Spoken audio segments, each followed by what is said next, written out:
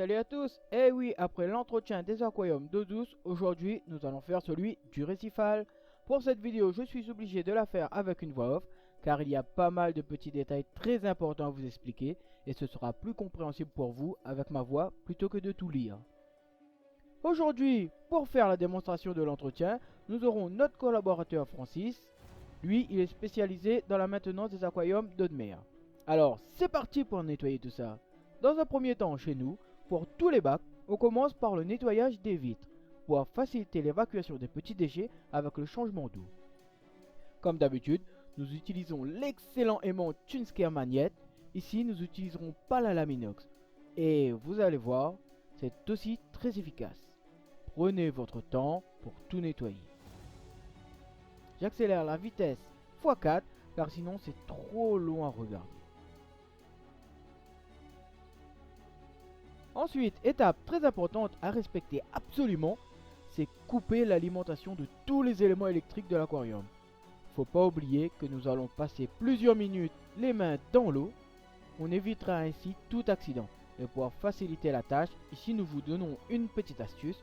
On utilise des multiprises à interrupteurs multiples séparés. C'est un vrai jeu d'enfant avec ça. Nous allons juste laisser la pompe de remontée en route, provisoirement. Vous allez comprendre pourquoi. Maintenant, nous allons faire un premier siphonnage pour débarrasser le fond de l'aquarium de ses sédiments. Pour cela, nous utilisons un petit tuyau. Et petite astuce, nous allons placer la sortie de ce tuyau dans la chaussette filtrante de la décompte. Comme ça, nous pourrons passer des heures à siphonner le bac sans le vider. Les déchets tomberont ainsi dans la chaussette filtrante et on jettera tout ça par la suite. C'est pour cela que nous gardons la pompe de remontée allumée pour ne pas faire déborder la décompte lors du siphonnage. Malin, non? Prenez le temps de bien tout aspirer sous les pierres, etc. pour ne pas avoir de soucis de qualité d'eau.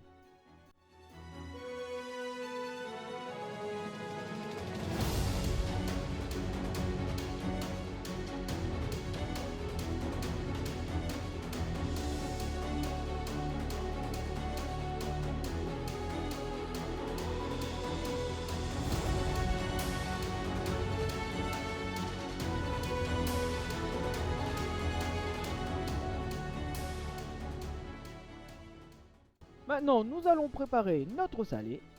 On le fait avant la vidange du bac pour que le sel ait le temps de se dissoudre. Pour cela, nous avons produit de l'eau osmosée que nous avons stockée dans ce réservoir dans lequel nous ajoutons une pompe de brassage pour bien remuer l'eau et forcer le sel à se dissoudre très rapidement. Ici, nous utilisons le sel de la marque Aquaforest.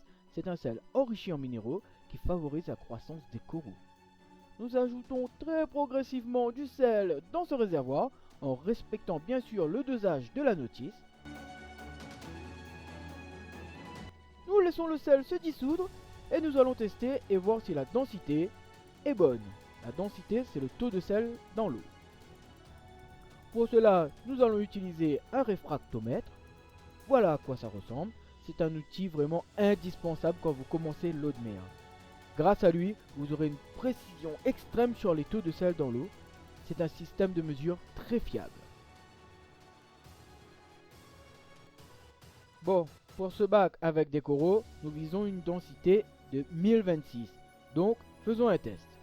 Pour cela, il faut ouvrir le petit loquet en plastique, puis ajouter quelques gouttes de l'eau que nous voulons tester, refermer le petit loquet et regarder dans l'œillet. Vous allez voir une graduation avec votre taux de sel qui sera affiché en foncé. Voilà, Francis vérifie la valeur, et pour lui, elle n'est pas bonne.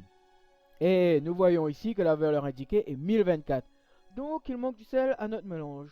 Rajoutons-en un peu, et on refait un test. La méthode reste la même. Francis va vérifier une seconde fois.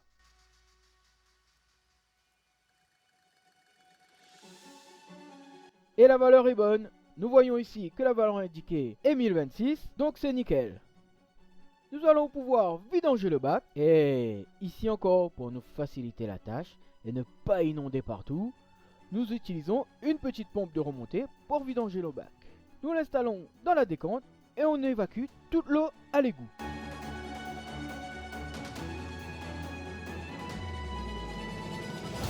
Cette partie de la décompte représente plus ou moins 10% d'eau de l'aquarium, donc nous la vidons presque entièrement.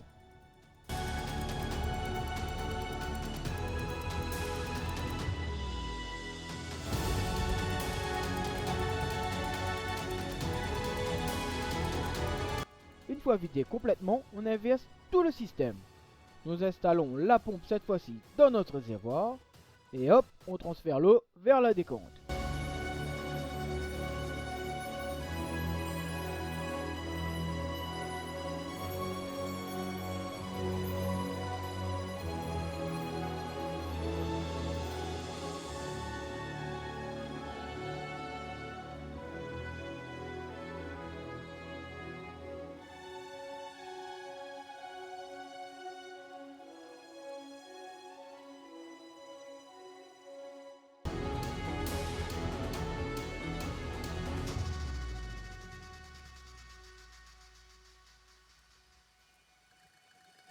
Si votre pompe n'arrive plus à transpirer l'eau, il faudra verser votre réservoir dans l'aquarium simplement.